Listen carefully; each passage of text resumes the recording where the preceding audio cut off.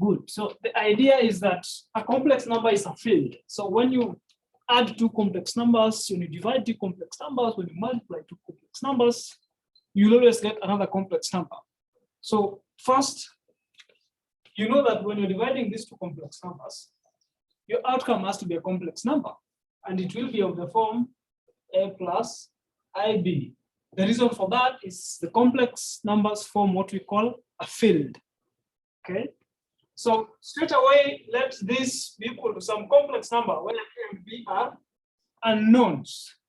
And then now from this equation, form two simultaneous equations in A and B, and then solve the unknowns A and B. So the way to do this, first of all, you can do away with the numerator, the denominator, okay, from this expression, and just multiply both sides by this denominator. So if I multiply this guy by 2 minus 3i, then I will also multiply this guy by 2 minus 3i. That will not change the meaning of the expression. So these two guys cancel, and on this left-hand side, I remain with 3 plus 4i.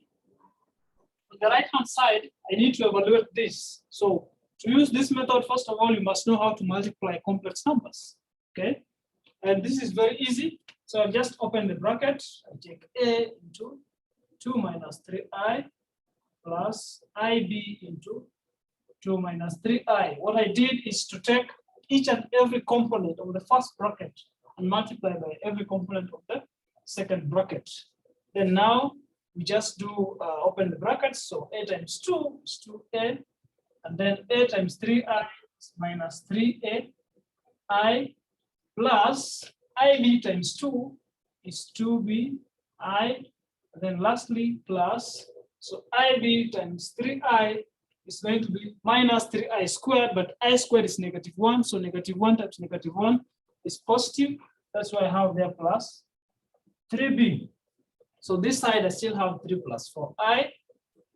And then now I need to separate real and imaginary parts. So the parts which involve I are the imaginary parts, and the ones which do not have I are the real parts.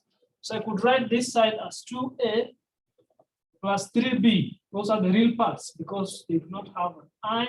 And then the ones that contain the I will be the imaginary parts. So we have here minus 3a plus 2b.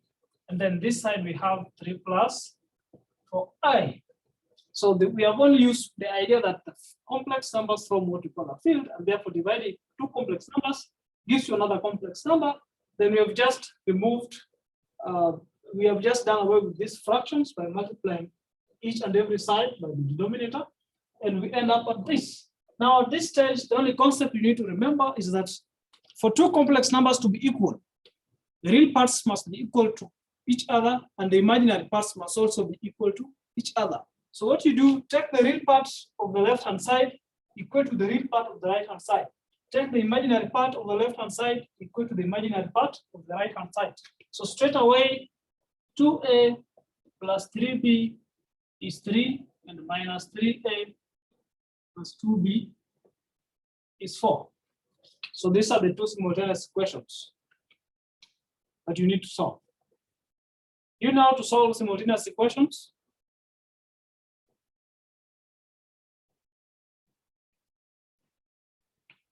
Do you guys know how to solve simultaneous equations? Hello? Kindly remind. Are we there? Are you together, guys? Yes, kindly You know remind. how to solve simultaneous equations? By the use of elimination. Yes. Yes, you could use elimination, you could use substitution, you could draw this in a graph, you could use a calculator. There are also programs like Python, Sage that can help you solve this. Even Excel, I think, can solve simultaneous equations. You can write this in matrix form and then do this in Excel. So let's say we use elimination. Let's use elimination.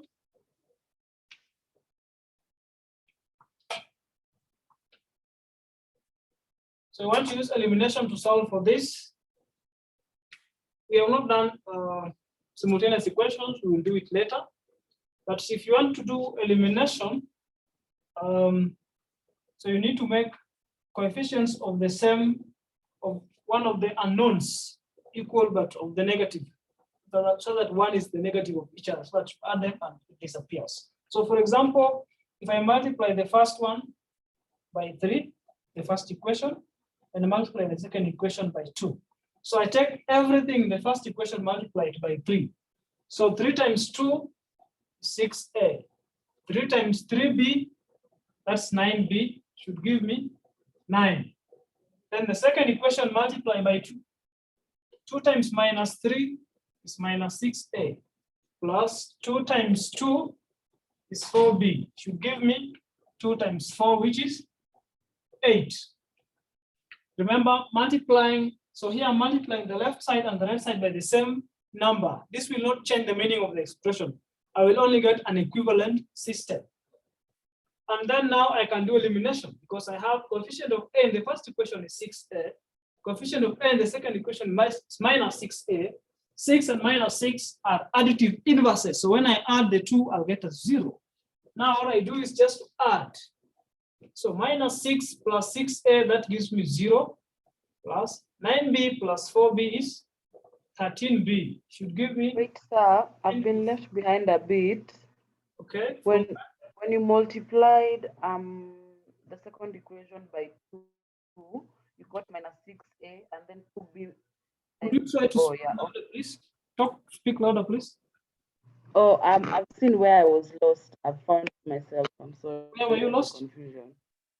I was lost at multiplying minus 3a plus 2b. By what? By 2. We multiply this by 2. Okay, I can't see that part of the board, so I didn't know what number you had multiplied with, but I realized it's 2. Okay. Is that part now visible? Yeah, very visible now. Thanks.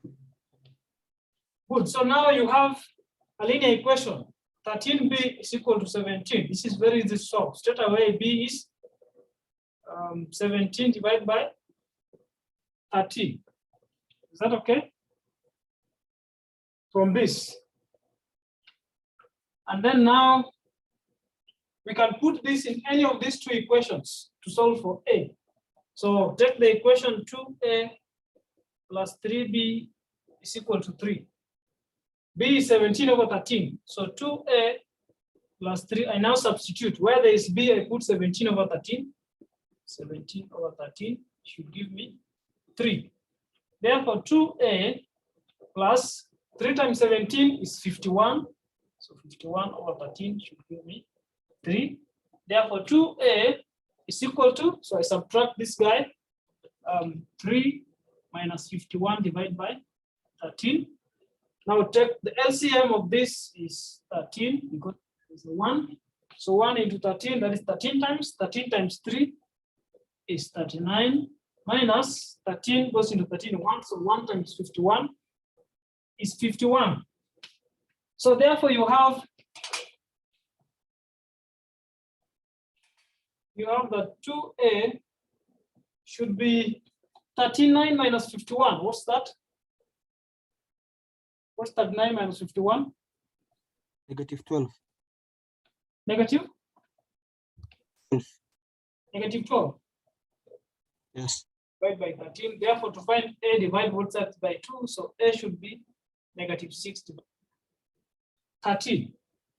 Therefore, your answer should be negative 6 divided by 13 plus 17 divided by 13 I, because this is a and this is b. But don't worry too much about this method. We will still do simultaneous equations later. But there are only 2 key concepts you need to remember. One is that when you divide 2 complex numbers, the results another complex number. So straight away equate it to a complex number, then form 2 simultaneous equations. To form 2 simultaneous equations, you must remember that for any 2 complex numbers to be equal, the real parts must be equal to each other and the imaginary parts must be equal to each other. Then you can carry on from there. There was a second question about powers. Is there any question about what we've done here? No question. So let's do. I have a question. I have a question, Yes. please.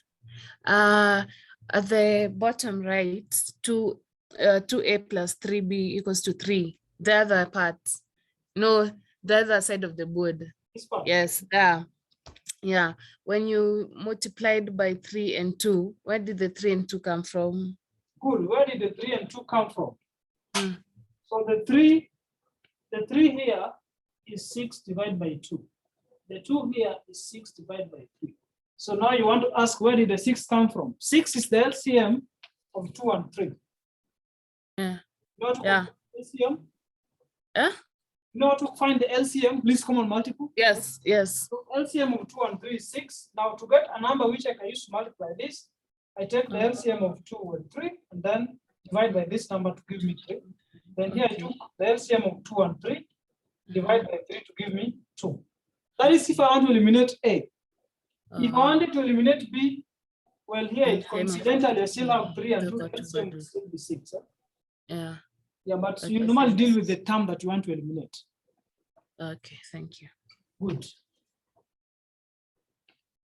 So let me postpone the power question because I will need that. I will need that to do roots of complex numbers. There was another question about graphing. In particular, drawing the graph of exponent negative I pi divided by 4. So of course, this is in radians. And you're wondering if you need to convert this to rectangular form or you need to just do it the way it is. My quick response is that there is no need to convert this to rectangular form. Okay, you can straight away go and draw the graph of this. So this will be. Excuse me, I can see it's very faint. It's very faint. Let me use. Yes. How about if I use black? Is it still faint? I can't even see what you wrote before. I can see there's some writing on the board, Okay, but okay, it's 2 exponent minus I pi divided by 4. Oh. You able to see it now? yes, thank you. Yeah, you are supposed to draw the graph of this. This is a complex number which has been given in exponential form. So you have the radius is 2 for the magnitude, and the angle is negative pi divided by 4. Remember we said pi is equivalent to 180 degrees. So pi divided by 4 is going to be 45 degrees. And the way you measure angles, if it's in the anti-clockwise direction, so the opposite of the hand, the clock, the minute hand or the hour hand, this is positive. If it is the clockwise direction, then this is negative. So here you have negative pi over 4. That means from the horizontal axis, so this is your real axis. Real axis, this is imaginary axis. In the imaginary axis, if this is negative, I move in the clockwise direction, I move pi divided by 4. So that means this angle should be pi divided by 4 or 45 degrees. And then the radius is 2. So the length of this has to be 2. I've graphed the complex number 2 exponent I pi over 4. As simple as that. Excuse me, sir. Yeah, yes. Can you repeat on how we apply the signs, the positive and the negative? By convention. And if the angle is positive, it means you're moving in the anti-clockwise direction. If the angle is negative, you're moving in the clockwise direction. By clockwise, I mean the direction of the hour hand or the minute hand or the second hand. If you have seen those wall clocks. Huh? Have you guys seen a wall clock before? You know, this is 12, 3, 6, 9. Have you seen a wall clock before? Yes. Not yet. 7, 8. There's this one clock. There's normally has 3. So this is the shorter one, the hour hand, then the longer one, the minute hand, and then there's the longest one, which is the second. So this one moved, the second one has to move 60 for this one to move once, and then this one also has to move 60 for this one to move from 1 to 2. So the direction it usually takes is that's what we call the clockwise. If you are doing a rotation in the clockwise direction, that is going to be negative, clockwise.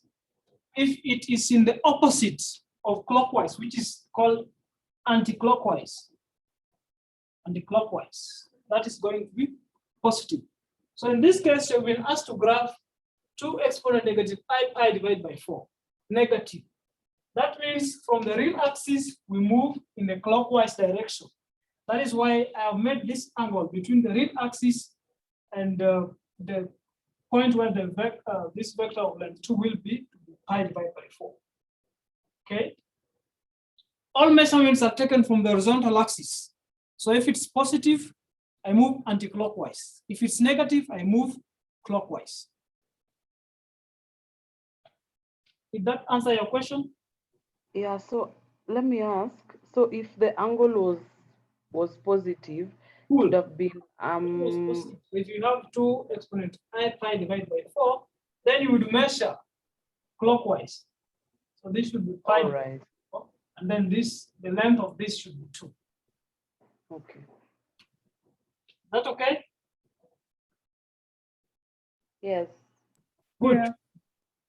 There was another question on 1 plus I. What was the question about 1 plus I?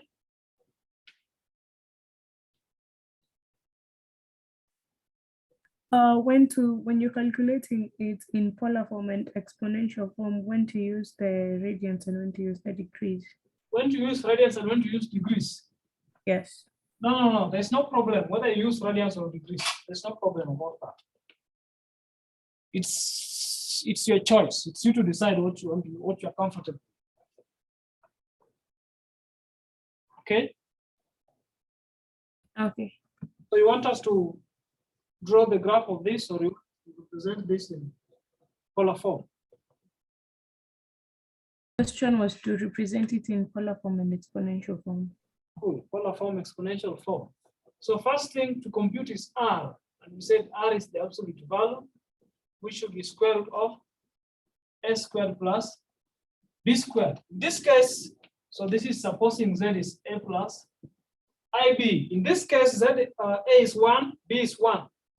So what will be the radius? What will be the radius here? 1. Really?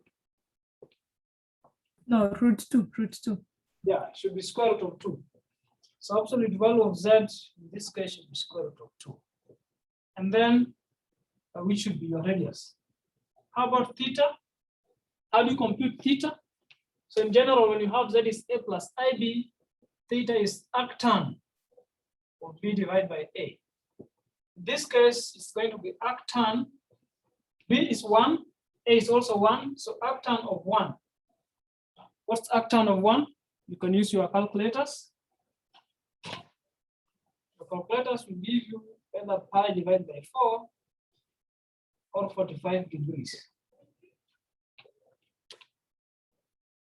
Arctan is the same as tan inverse. So it's either arctan or tan inverse. Here, use a calculator. You don't have to master this offhand. So it's pi over 4. Now, in trigonometric form, we would write this number 1 plus I as the square root of 2 into cosine of 45 degrees plus I sine of 45 degrees. Or if I want to use radians, I will write square root of 2 into cosine of pi over 4 plus I sine of pi over 4. And I repeat, there is no problem whether I use radians or degrees. Use the one you're comfortable with. So once you've done it, and then in exponential form, we will use Euler's formula. Euler's formula tells you that exponent of I to the pi is simply cosine of theta plus I sine theta.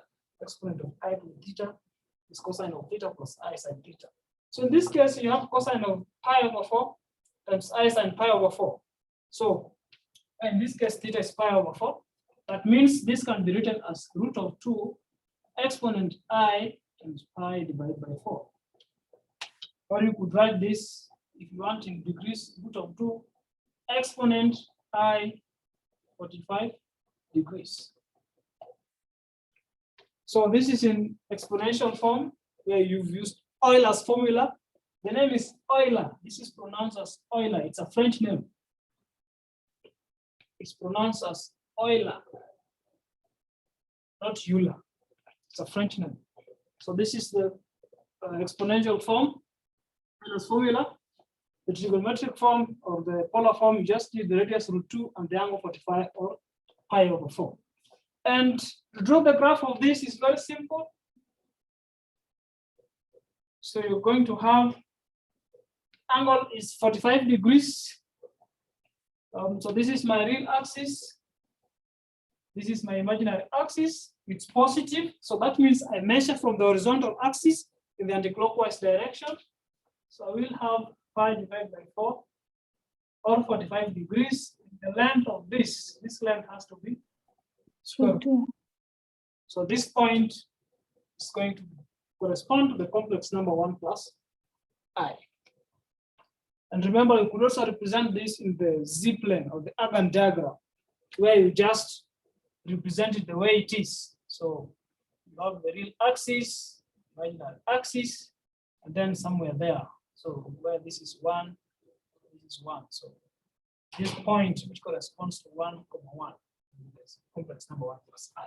This is if you're using rectangular coordinates in the z-plane of the Argand diagram. Question? Any question on this? Now, let us look at roots of complex numbers.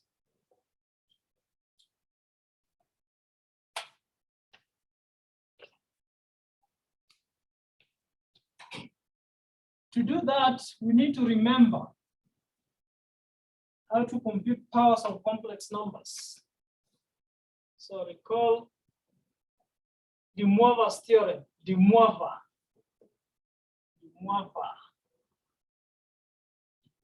theorem.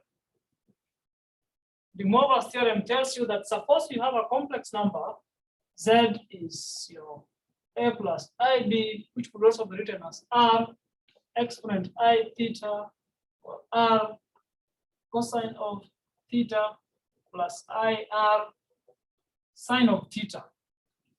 Where here I've used exponential form, here I've used rectangular form, here I've used the trigonometric form. Then raising Z to the n, where n is an integer. So n is positive or greater than 0, and n belongs to, so the positive integers. So Z to the n will be given by R to the n exponential I n to the theta, which is the same as R to the n cosine of n theta plus I sine of n theta. In other words, take the argument of the angle or the amplitude, multiply it by n, and take the radius or the modulus of absolute value, raise it to the power n. For example, if I give you Z is, let's say, 2 exponent I pi divided by 4, then Z cubed should simply be 2 cubed. I've taken the absolute value of the radius here, 2, I've cubed it. Then I multiply the angle by 3, I times 3 pi divided by 4. Simple as that. If I need to take, let's say, Z to the 90, I need to take 2 power 90 exponent I 90 times pi divided by 4. Simple as that. This is the Moivre's theorem. And this is how we compute powers of complex number, a direct application of the Moivre's theorem. And you can also apply this theorem in multiplying complex numbers, especially those which are given in exponential form or rectangular form. So for example, I give you, let's say, 2 exponent I the pi over 4, then I ask you multiply this by 3 exponent I the pi over 6. Well, the Moivre's theorem tells you that if you just multiply numbers, multiply the radius, the radii themselves, and then add the arguments. So I will take 2, this should give you 2 times 3 exponent. Now I add the arguments. Pi divided by 4 plus pi divided by 6. That should be the product of these two numbers. So you can use the Moivre's theorem to compute products of complex numbers. Once you're able to express them in exponential form, polar form. Now, how can we use this theorem to find roots of complex number? And first of all, what's a root of a complex number? Is there any question on this? Yes, sir. Can you just repeat what you said? Go ahead. Okay, yes, could you kind of go over? Go over what? Just from the beginning, if we go, I got lost. From the beginning. Oh, yes, from the beginning. This is something we've done before, the Moivre's theorem. We use the Moivre's theorem to compute powers of complex numbers. And we are saying, suppose you have a complex number with a real part A and an imaginary part B. This is a rectangular coordinate form. Or you could express this in polar form with the coordinates r and theta, which you could also take to exponential form using Euler's formula. Then to compute the nth power, where n is a positive integer, the theorem tells you that to compute z to the n, take the radius, raise it to the power n. You know how to raise something to the power n. R to the power n is simply r times r. You do this n times. We did this when we were looking at exponents and indices. And then the argument, which is theta, multiplied by n. That is what the Moivre's theorem tells you. Take the angle, multiply it by n. If you are raising the complex number to n. Take the radius, raise it to the power n. If you are raising the number z to the power n. That's all the Moivre's theorem tells you. For example, suppose you are given a number whose radius is 2 and the angle is pi over 4. If I need to cube this, then what I do is I cube the radius and then I multiply the angle by 3. If I need to raise it to power 90, I take the radius, raise it to 90, multiply the angle by 90. Simple. The Moivre's theorem. Raise the radius of the absolute value to n and multiply the argument by n. And I'm also saying that you could apply the Moivre's theorem in multiplication of complex numbers. But first, you must be able to transform those which are not given in trigonometric or polar form to form. So that if I'm multiplying two complex numbers, then what I need to do is just multiply the radii. So the radius of the first one is 2, radius of the second one is 3. So 2 times 3. So my new number will be have a radius 6. And then the argument, I just add these two arguments, pi over 4 plus pi over 6, which in this case should be exponent I. So the LCM in this case is 12. 4 into 12, that's 3. 6 into 12, that's 2. So 2 plus 3 is 5. So this should give you 5 pi divided by 12. Did I confuse you even more? Does that make it better? Kindly repeat that part of getting the LCM. Yeah. No. This is not the LCM. This is just the product. Maybe let me give another example. Okay. This is not LCM. You're just multiplying the numbers. So maybe another example in. Oh, you're talking about the LCM of 4 and 6. Yes. LCM of 4 and 6 is 12. 4, 6. How do you compute the LCM? Start with the smallest positive prime number, which is 2. Divides 4 twice, divides 6 thrice. 2 divides itself once, 3 divides itself once. So the LCM should be 2 times 2 times 3, which is 12. Because 2 times 2 times 3 is 12. Now I have pi divided by 4. I'm just adding, just visual addition, plus pi divided by 6. LCM is 12. So 4 goes into 12. How many times? 3. 3 times. So 3 pi. Plus 6 goes into 12. How many times? 2. So 2 pi. What is 3 pi plus 2 pi? 5. Yeah, so I have 5 pi divided by 12. Thank you. Yeah. Suppose you have another number, let's say 3 cos 20 degrees multiplied by, let's say, 26, maybe, and the angle in this case is, let's say, 30 degrees. Do you remember this? What have you written? CIS. 3? No, 3 cos what? I thought I've talked about this abbreviation. So sometimes you can write cosine of theta plus I sine of theta. You can abbreviate this as CIS theta. No, the question. I can see the question. The 3. The question is 3 CIS 20 degrees. Multiply this by 20 CIS 30 degrees. Where CIS is the abbreviation cosine of theta plus I sine theta. So in this case, theta is 20, here theta is 30 degrees.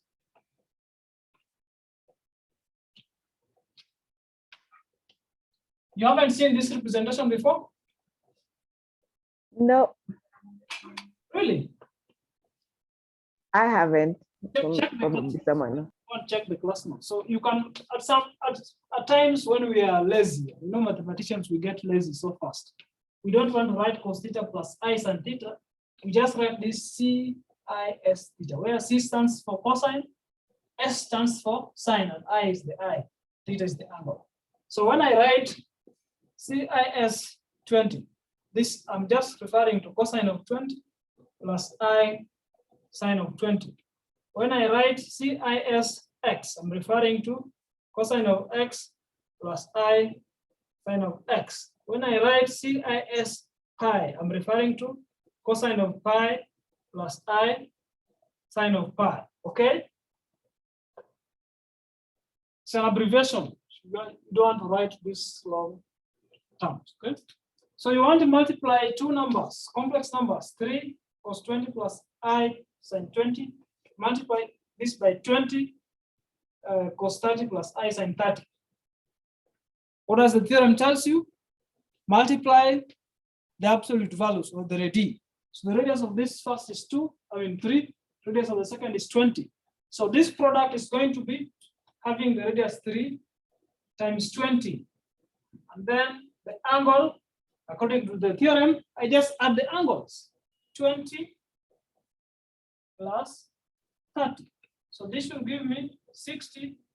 And then the angle should be 20 plus 30, which is 50 degrees. Simple as that.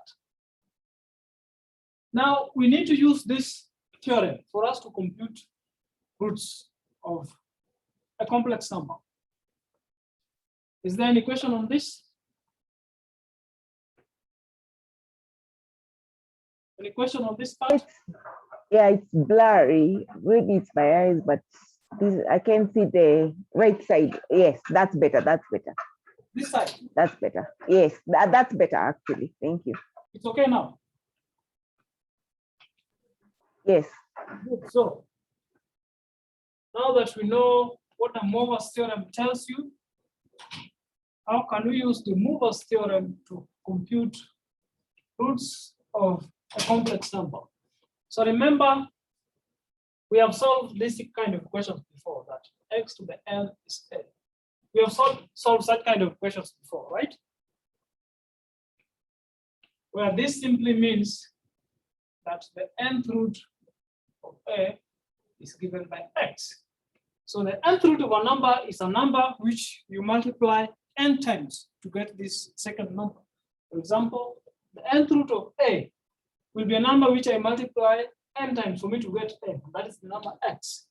Because x to the n is simply x multiplied by x multiplied by x. I do this multiplication n times.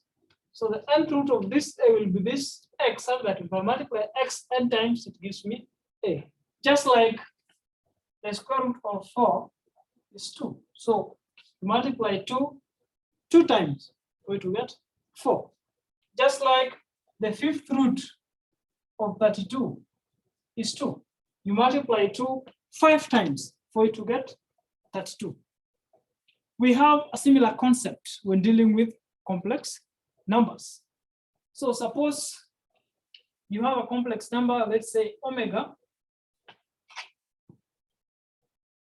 Suppose you have a complex number omega, which when raised to n gives you a complex number z.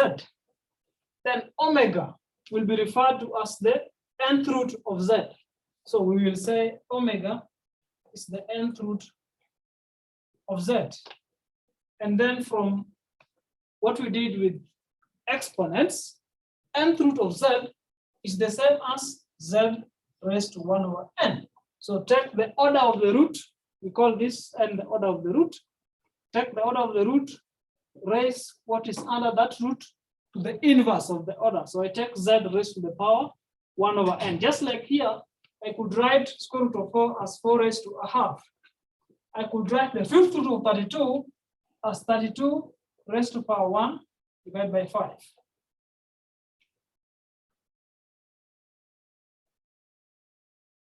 Now, the Mova's theorem tells you that if you have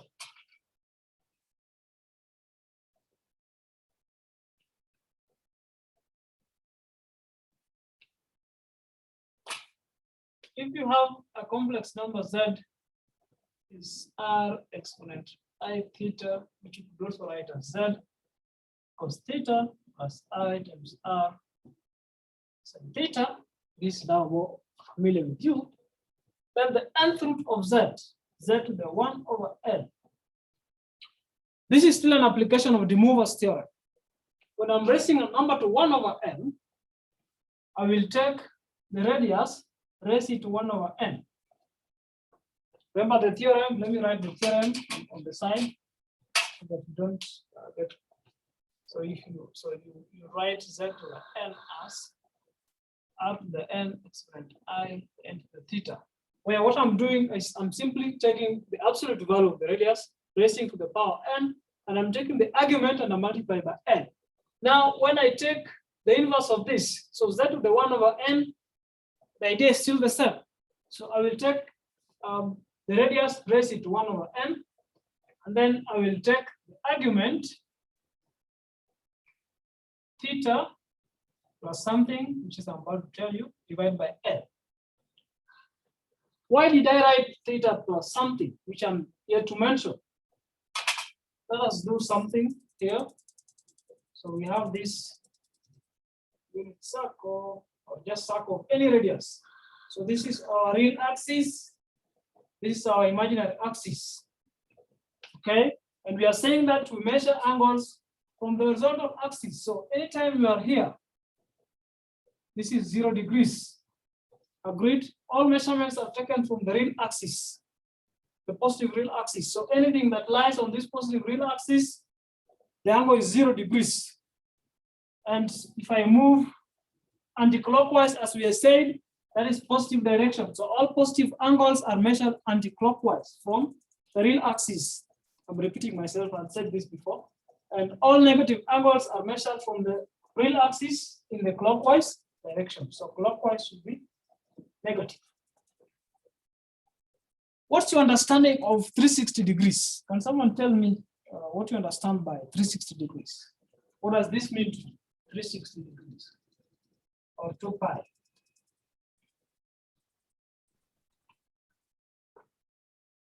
Two pi radius. Yes, what is it? Full circle. Say that again. Full circle. Good, full circle.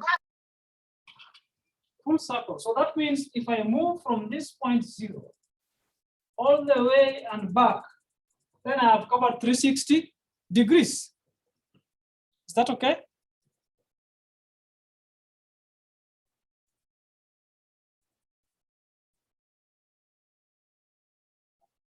Are we together, guys? 360 degrees, a full circle or a complete turn. So when you move from 0 degrees from this positive real axis, when you move 360 degrees, it means you go around the circle once. That is 360 degrees. Suppose you do it a second time. Cover another 360. 360 plus 360 gives you 720. That is if you do it twice. Suppose you do it another third time. 720 plus 360 gives you 720. 60 gives you 1080 degrees. Now, in principle, all these angles are the same.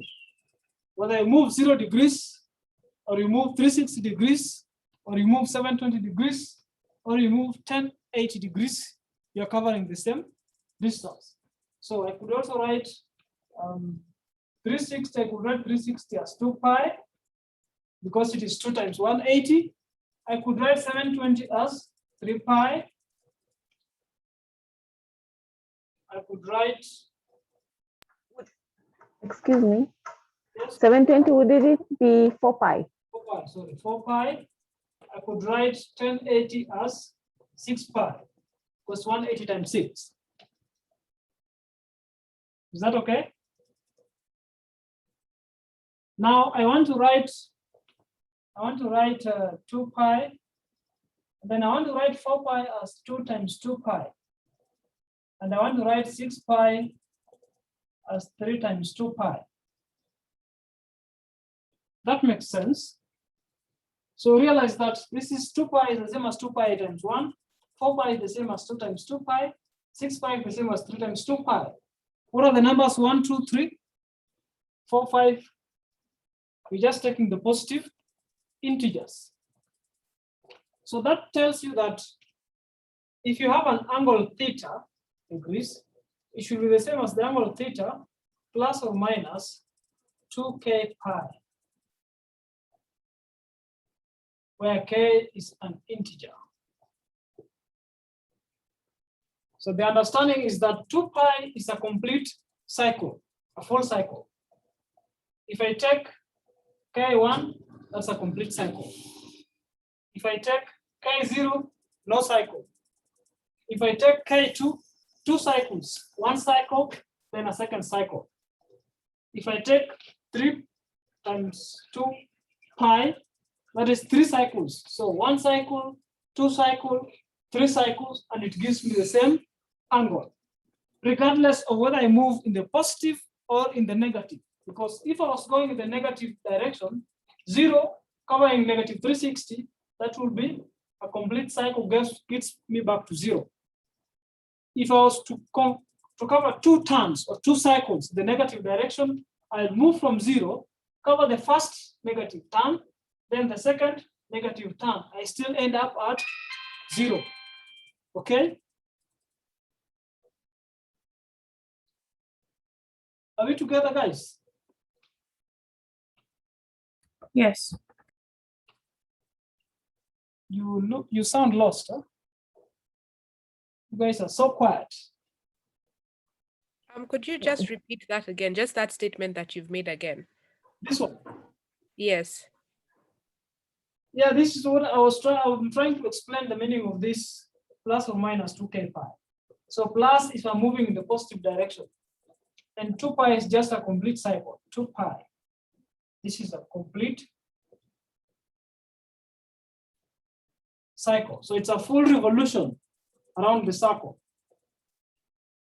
So if it's positive, so this k is an integer. And when you take k is 1, it means you're moving 360 degrees. So if it's positive, you move in the positive direction, you get back to the same angle. If it's negative, you move in the negative direction, you get back to the same angle.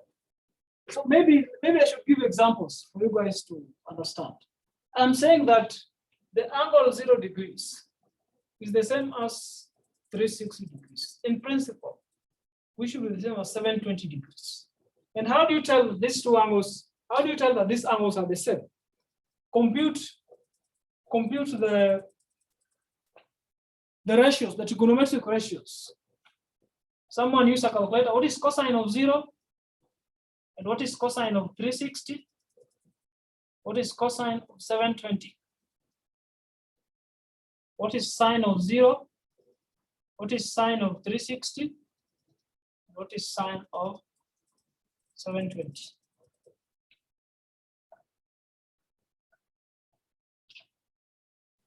Cosines are all 0. There's no one in the calculator? Cos 0 is 1. Sine 0 is 0. Okay. So I could write, so suppose I take an angle different from 0. Let's say I take 30. Let's say I take 30 degrees. I'm saying that 30 degrees should be the same as 390 degrees, where 390 is 30 plus 360, which should be the same as 750 degrees, where 750 is simply 30 plus 720. Can you try to compute the trigonometric ratios of this? What is the sine? So here you could also compute the tangent. Tangent of 360. Well, you get 0. Tangent of all these guys also 0. What is the sine of 30? What is the sine of 390?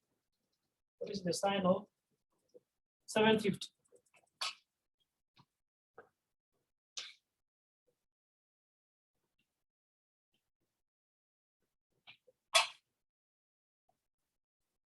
Sine of 30? 0.5. So if this is 30 degrees, sine of 30 is 0.5. Then a sine of 390 is also 0.5. Sine of 750 is also 0.5. I don't have to confirm that, but you might want to confirm. How do I get this? I start from 30 degrees, then I move 360 degrees. So a complete cycle up to this point. Then I have covered 30 plus 360, which gives me 390. How do I get to 750? I start from 30, make the first complete cycle. That gets me to 390, which is 30 plus 360. Make the second complete cycle, gives me another 360, so 390 plus 360. This gives me 750 degrees. So here it will have 2k pi. And then now one last comment I would like to make before I give you a concrete example is that because of this property, that a revolution of 360 degrees gets you back to the same point, some of these roots will be repeated. And to have distinct roots, remember the fundamental theorem of algebra tells you that if you have that the nth root of some number, you must get at least one root, but not more than n roots. So to avoid, because otherwise, because they'll just be the same roots, but repeating each other because of this property. So for example, if you have the complex number, let's say you have the complex number z is cosine of 30 plus I sine of 30. If somebody else has another complex number z is cosine of 390 plus I sine of 390, then these numbers are one and the same. Because to get from this number, I will need to make a revolution of 360 degrees from the argument 30 to make it to 390 degrees. But I'm just stationary, I'm at the same point. Okay? So for us to have distinct roots, we must restrict these integers.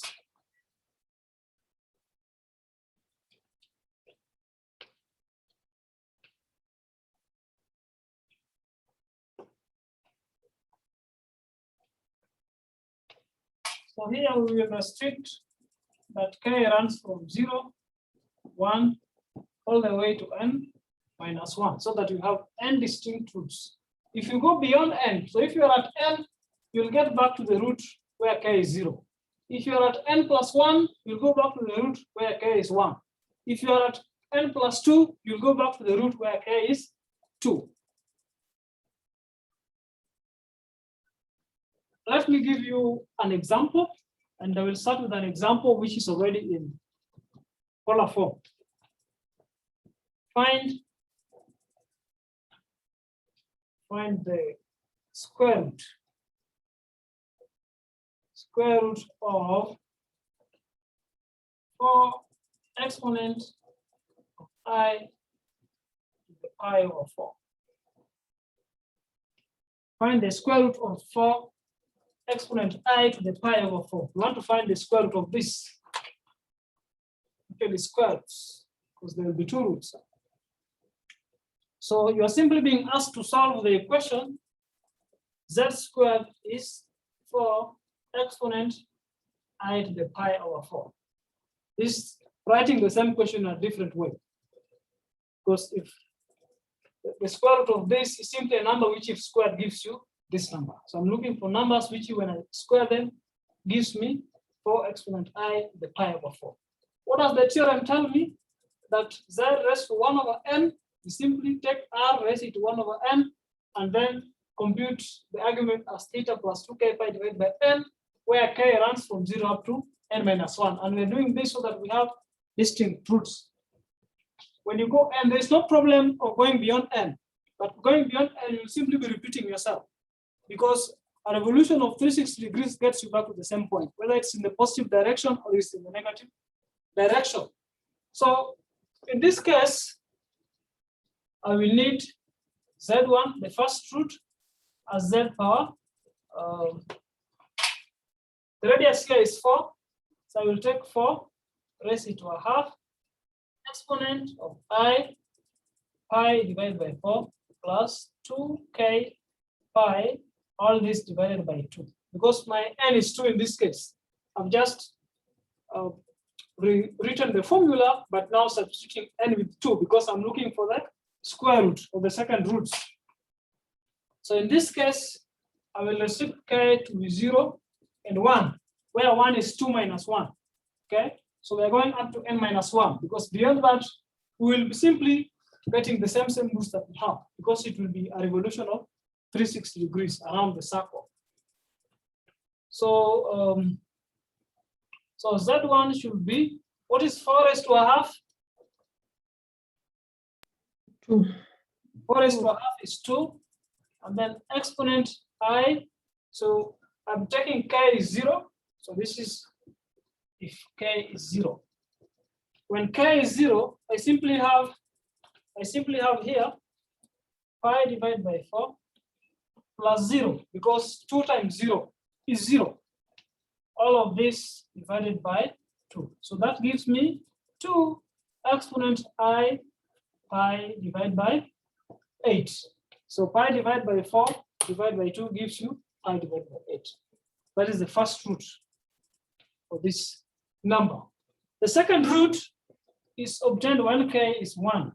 So Z2 should be 2, which is simply 4 raised to a half, but we'll now have a different argument.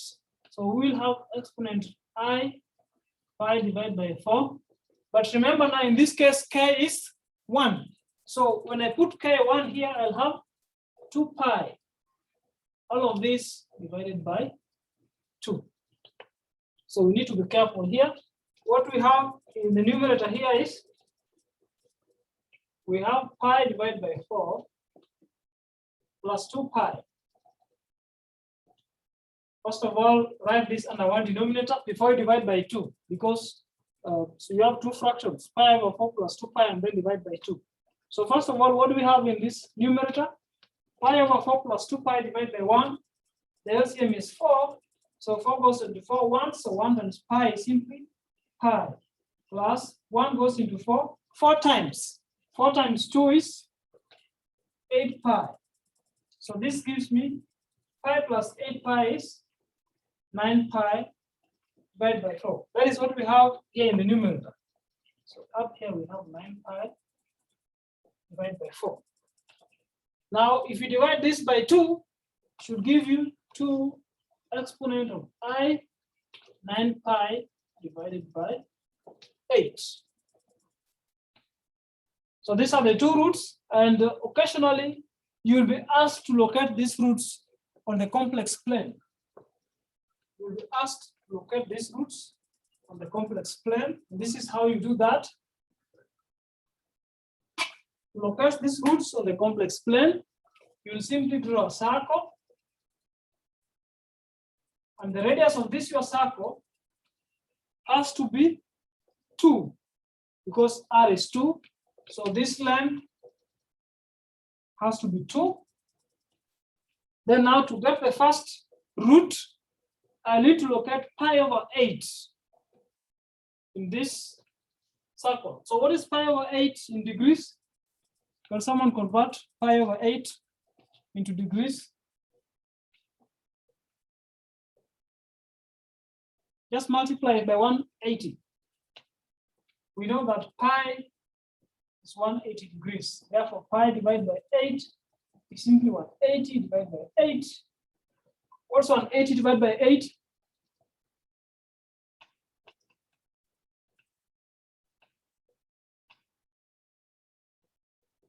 $22.5. 22. So somewhere around here. So that will be our first root. And then our second root is at 9 pi divided by 8. So I've moved from the positive axis, 22.5 degrees. How about 9 pi divided by 8?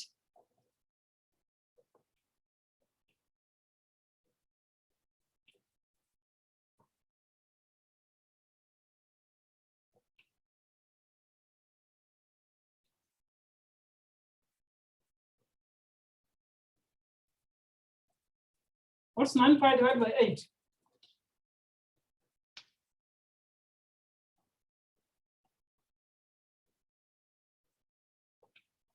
I guess it's going to be somewhere here, directly opposite. Z2. All of these angles. 9 pi divided by 8. We should be getting we'll be getting 202.5. Try to compute 9 times 180 divided by 8. Yes, it's 202.5. Yes, 202.5, which is somewhere here. So we have located the roots on the complex plane. As you see, when it is square roots, they always lie on a straight line. Excuse me. Yes. Sorry to take you back, but on this equation, there is the 2 denominator here. Where did it go? Here. Yes. What went where? Because once we did the pi over 4 plus 2 pi over 1, it was 9 divided by 4. Oh, okay. Now 9 pi divided by 4. When you divide that by 2, gives you 9 pi divided by 8. Okay. All right. Thank you. Any more questions? I know here I have to give so many examples, and I want to give as many examples as I can. Shall I give another example? Sure, yes. Cool. So let's look at another example.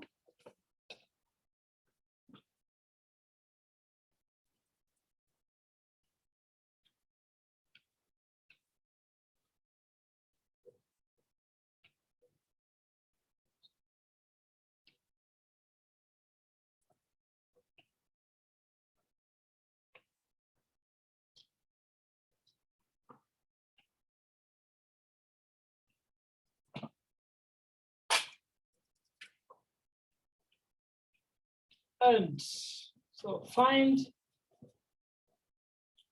the fifth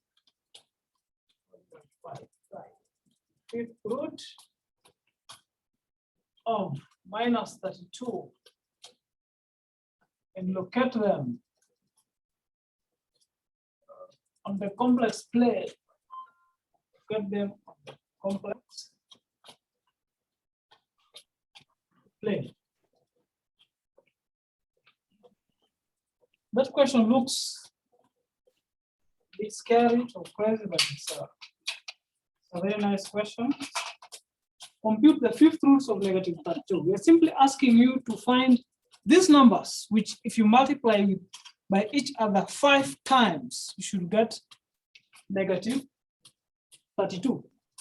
So straight away, convert this number. Remember, negative 32 is in which representation is this between rectangular, polar, and trigonometric?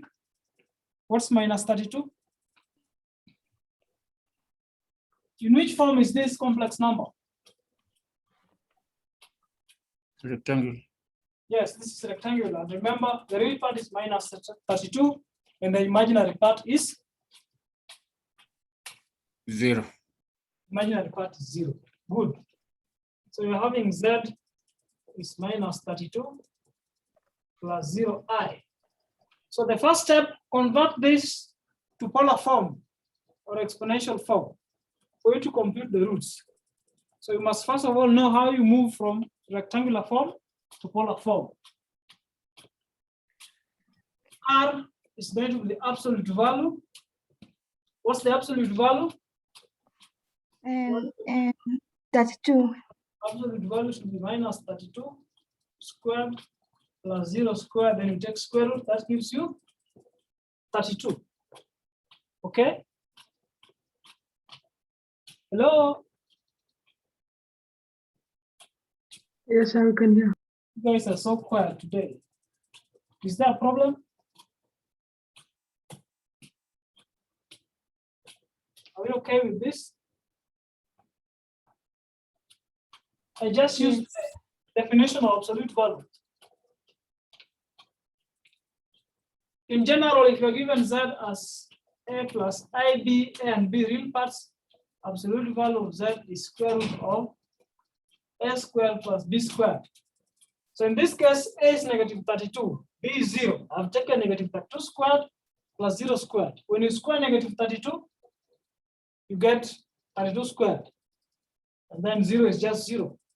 So this is going to be square root of 32, which is simply 32. Is that fine?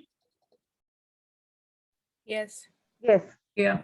Now the angle is going to be arctan of 0 divided by minus 32. We should be arctan of 0 because 0 divided by any number is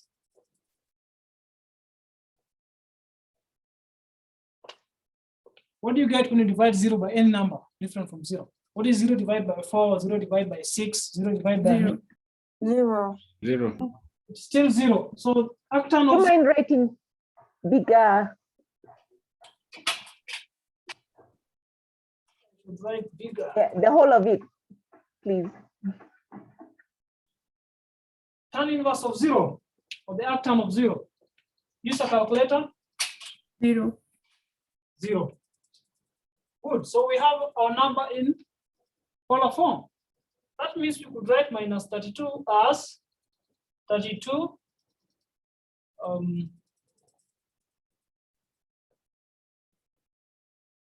wait a minute.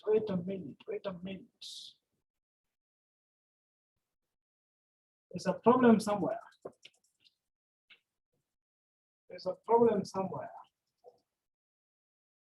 So if this is the real axis, so this is the positive part. And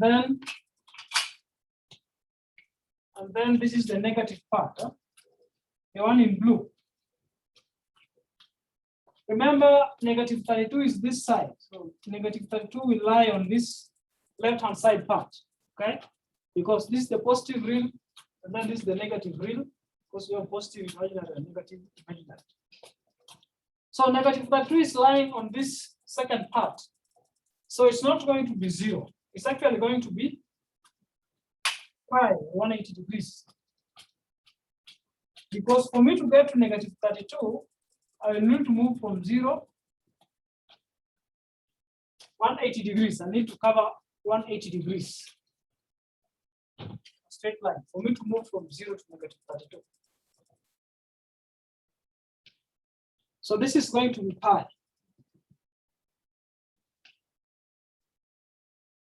Maybe an observation to help you in future.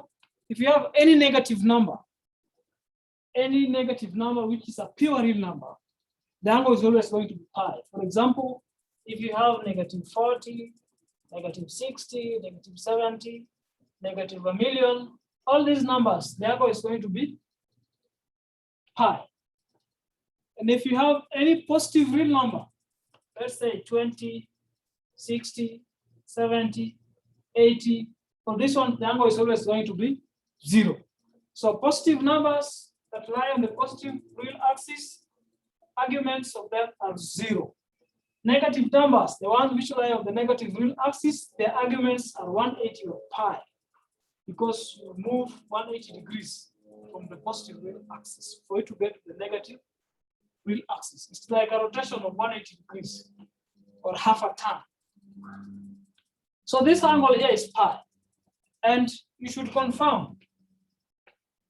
Confirm that this should be exponent I to the pi, which is the same as 32, cosine of pi plus I, let's see, 32, sine of pi. Try to confirm this with your calculator. What is cosine of pi?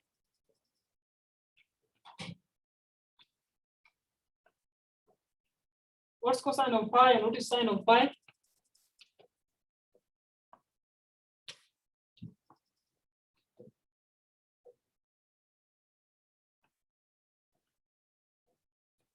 Just press on the calculator and tell me what you get. 3.14. Convert it to radians. Pi is radian. Unless you're using degrees, it should be 180. Cosine of pi is the same as cosine of 180. -1. -1. So this gives you minus 32 plus, what is sine of pi?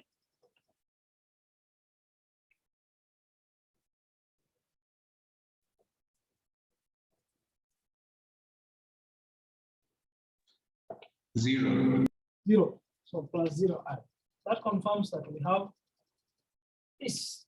Now we use the theorem. What does the theorem tell us? Once we have this representation, the theorem tells us that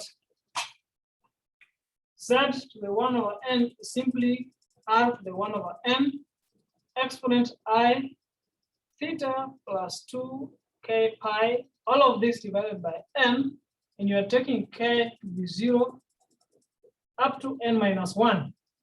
I can see that, please. That bit is not okay. Let me rub the whole thing on right here.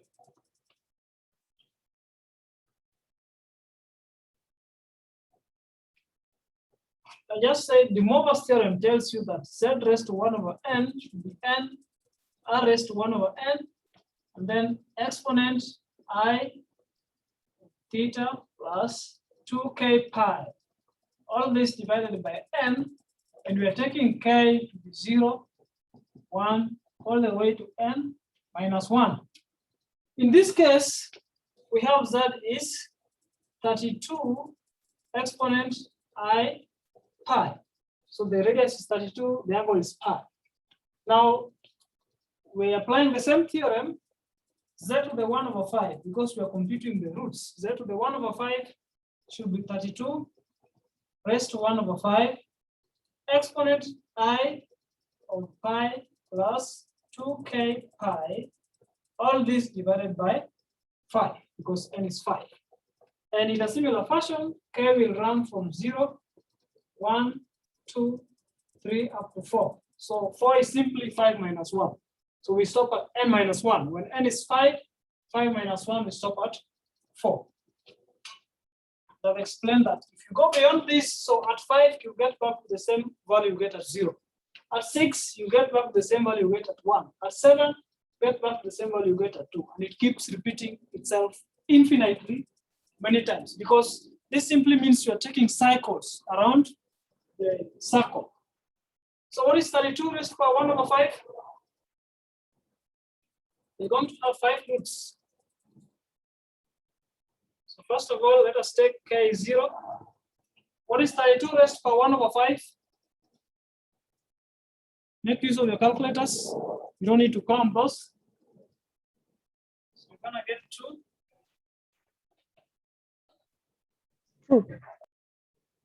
And then exponent I pi. So k is 0. So pi plus 0 is simply pi divided by 5. Okay? That is when k is 0. I get my first root. When k is 1, I get the second root, 2 exponent I of pi plus 2 pi divided by 5. So I just put k is 1 here. Then I have pi plus 2 pi. So this gives me 2 exponent I 3 pi divided by 5. Pi plus 2 pi is 3. When k is 2, I have my third root, 2 exponent I pi plus 4 pi divided by 5. So I get 4 pi by putting k2. 2 times 2 is 4. So 4 pi plus pi. This gives me, what is pi plus 4 pi?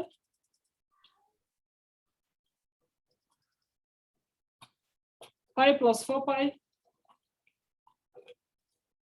5 pi. 5 pi. So 5 pi divided by 5 should give you Pi. this pi. When k is 3, you get to a fourth root, 2 exponent I of pi plus 6 pi. Where 6, I get 6 by putting 3 here. So 2 times 3 is 6. So this gives you 2 exponent I 7 pi divided by 5. Lastly, when k is 4, you get z5 being 2 exponent I. So put here k is 4. So this is going to be pi plus 2 times 4 is 8. So 8 pi divided by 5. Therefore, you get 2 exponent 9 pi divided by 5. So these are the 5 roots of negative 32. And you can actually convert this to rectangular representation if you want by making use of the Euler formula.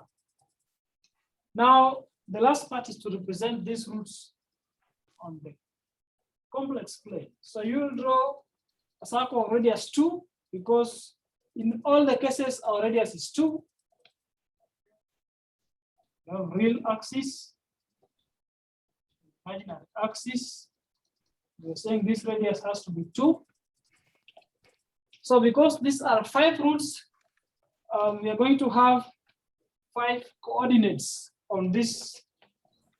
We are going to have 5 coordinates on this circle of unit 2. Or if you join these coordinates, you get what we call a pentagon, because it's going to be a 4-sided, 5-sided regular polygon. So one of the roots is somewhere there. There's another root there, another root there, another root here, another root there. They're going to be 5. 5 of them. So you might want to join. Let me use a different pen.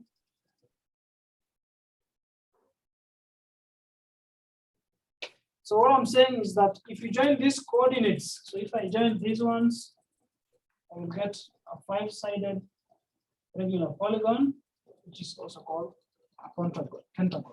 So another interpretation of this nth roots of unity, of a complex number, is that they're going to be the vertices of an n-sided regular polygon,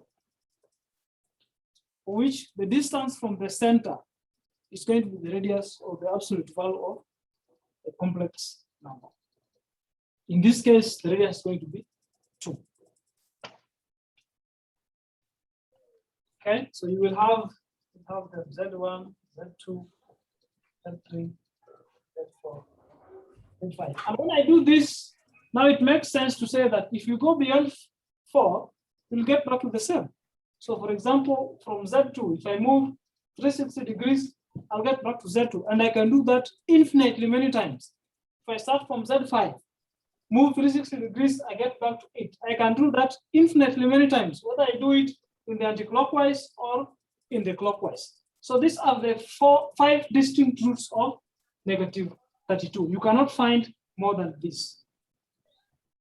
We get this from the fundamental theorem of algebra.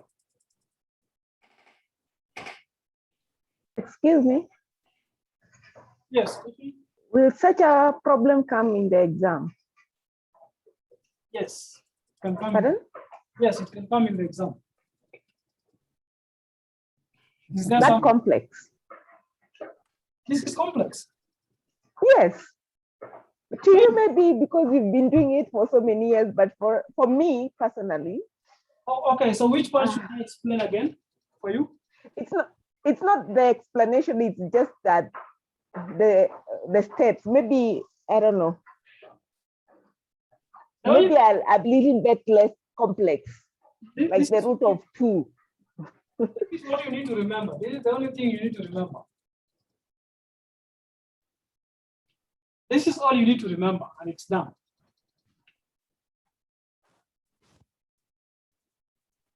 So, Maybe another example.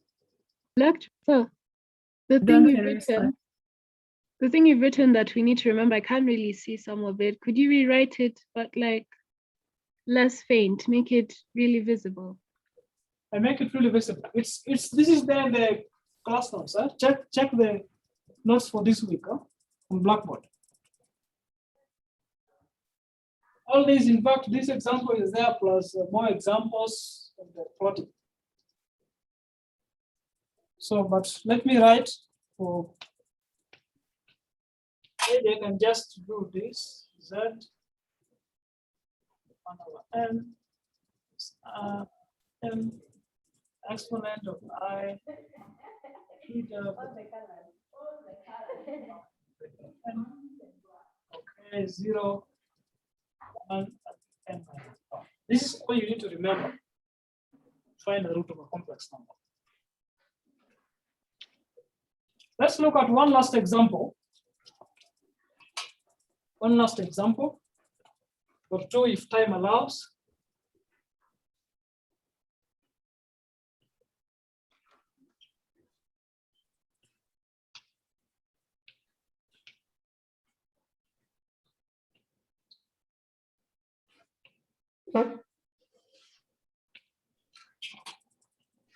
Now, the question is, find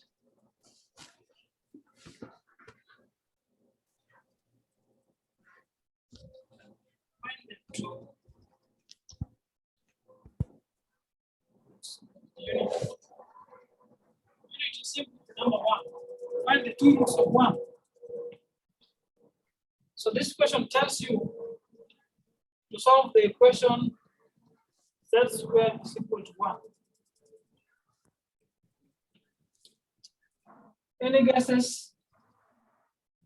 Any guesses before we do it? What are the solutions? Z squared is 1. What are the complex numbers? Which when squared gives you 1? Take a guess. 1. 1 will be a root. Another one? -1. -1. So this is beautiful. We are looking for solutions which we already know. Let's see how it goes. The first step is to convert the number 1. Remember, 1 is the same as 1 plus 0. I convert this number to polar form. So the radius should be absolute value of 1 plus 0i, which is simply 1. Theta. So 1 is a positive number. I've told you all numbers which lie on the positive axis, the angle is going to be 0. 0 degrees or 0 radians. Okay. So the angle is going to be 0 because it lies. So if you have to draw this, 1 is going to be somewhere here. It lies on the positive real axis. If it's on the negative real axis, it's going to be pi or 180 degrees. So in this case, we have 1 and 0. Therefore, we have z squared is simply 1 exponent 0. Okay. By the theorem, in this case, n is 2. So therefore, z, the 1 over 2 is going to be 1 raised to a half. Okay. Then exponent of I 0 plus 2k pi, all this divided by 2. So in this case, k runs from 0 to 1 because it's supposed to go to n minus 1, but now n is 2. So we go up to 2 minus 1. 2 minus 1 is simply 1. So we only have 2 cases to deal with. The first case, when k is 0, what do you have? So the first will be, what is 1 raised to a half? What's the square root of 1? It's simply 1. So this is going to be 1 exponent. So k is 0. So this is 0 plus 0 divided by 2 is still 0. So exponent 0. When k is 1, you have the second root, 1 exponent. So k is 1. I'm going to have 0 plus 2 pi. Okay? So what is 0 plus 2 pi? That is simply 2 pi. Now 2 pi divided by 2. So what I'm saying is 0 plus 2 pi is 2 pi. When you divide both sides by 2, 2 pi divided by 2 is simply pi. So here the angle is I pi. So you have two roots. One exponent 0i and another one, 1 exponent I pi. Let us convert this to the familiar rectangular form to see if we get 1 and -1, because these are what we expect to be the solutions for this equation. So Euler's formula tells you that I can write this as 1 times cosine of 0 plus I times sine of 0, because these are 1. And then the second one I can write 1 times cosine of pi plus 1 I sine of pi. Let us make use of our calculators. What is cosine of 0? Let's sine of 0. Someone to compute cosine of 0, someone sine of 0, someone sine of pi, cosine of pi.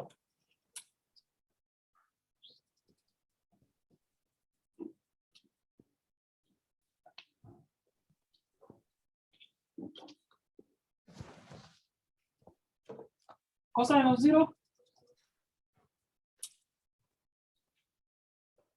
1. What's cosine of 0?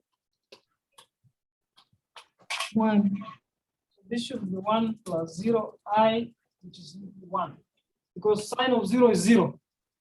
Cosine of pi, you should get -1. So this is -1 plus 0i, which is simply -1. So it is true that z squared is 1 is solved by 1 and -1. And then how do you represent this on the complex plane? So you're going to draw a circle of radius 1. So a circle of radius 1 is also called a unit circle. Simply a circle of radius 1. So this is the real axis. This is the imaginary axis. This distance is 1. It's a unit circle. Now the first root is the point 1. So this is the first root, Z1. The second root is -1. -1 is somewhere here, Z2. So we have represented the two roots of unity, the two roots of 1. So the two roots of 1 are 1 and -1. They are the only numbers which satisfy the equation that z squared gives you 1. 1 squared is 1, -1 squared is also 1. Questions?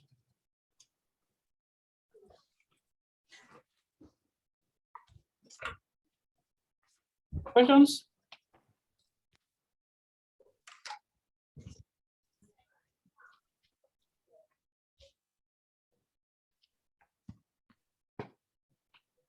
Any questions?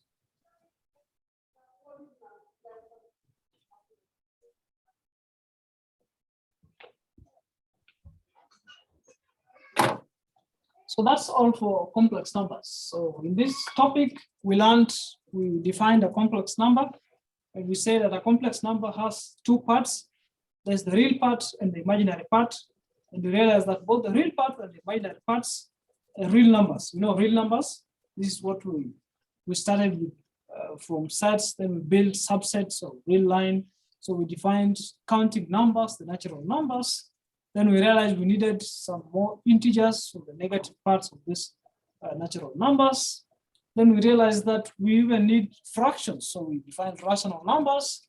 And there are also some numbers which cannot be expressed as fractions, they're rationals. So when you take the union of rationals and rationals, you get the real line of the real numbers.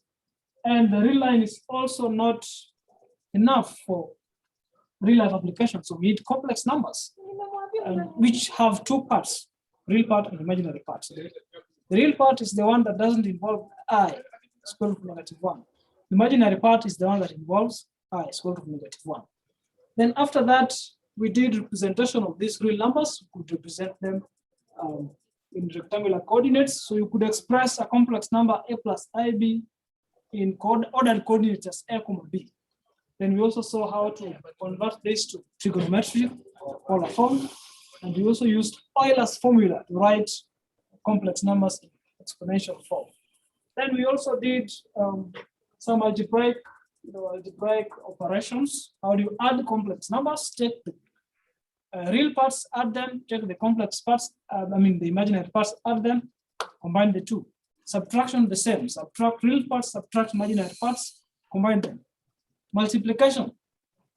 Multiplication of complex numbers is simply like expanding expressions, but you have to bear in mind that I squared gives you -1. We saw how to do that. Then we also did division. So you can divide complex numbers by using the fact that complex number or the complex plane is a field. So dividing two complex numbers gives you a complex number. Then from this, you can form two simultaneous equations, of course, using the idea that for two complex numbers to be equal, the real parts must be equal, the imaginary parts must also be equal. Then after that, we defined what's an absolute value. We also defined the complex conjugate. Remember, you need complex conjugate to do division. If you don't want to use the simultaneous thing, you can also do the complex conjugate of the numerator, then multiply both the numerator and denominator by this complex conjugate. Then after that, we used the Moivre's theorem to find powers of complex numbers, the Moivre's theorem. And this involves being able to convert from rectangular form to trigonometric form. If it's not in trigonometric form or polar form, you have to convert it. The theorem tells you that to raise a complex number to any integer n, simply raise the radius or the absolute value or the modulus, and then multiply the argument by this n. That is what the Moivre's theorem tells you. And then today, we have seen how to find zeros or roots of a complex number. In other words, a number which if you multiply n times by itself gives you this other number. And we still apply the Moivre's theorem. So to compute the nth root, simply compute the nth root of the radius, and then find this expression theta plus 2k pi divided by n. The reason for taking 2k pi is simply to take care of the revolutions. So 2 pi is simply 360 degrees in the anti-clockwise direction, okay? And we know by the fundamental theorem of algebra that an equation of order n cannot have more than n distinct roots. That's why we restrict this. And it makes sense because if you go beyond this, you keep getting back to the same roots that you have before from 0 to n as well.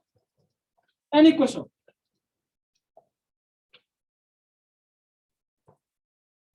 Any question on complex numbers?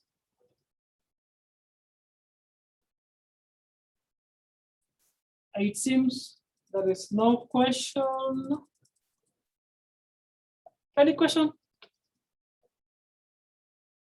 Yeah, so next time we will look at quadratic equations. And I plan that we discuss 3 methods for solving quadratic equations. Of course, first of all, we need to define what's a quadratic equation. I know some of you are meeting it for the first time. Then we will look at 3 methods. We look at the method of factorization. So go and revise the topic factorization. We did factorization before. You need to refresh your factorization. Then we will also use completing the square and then use the formula for finding solving quadratic equations, or finding roots of a polynomial of order 2. Then after that, we look at some real-life applications because quadratic equations have real-life applications. So that marks the end of today's class. If there is no question or comment or suggestion, see you next time.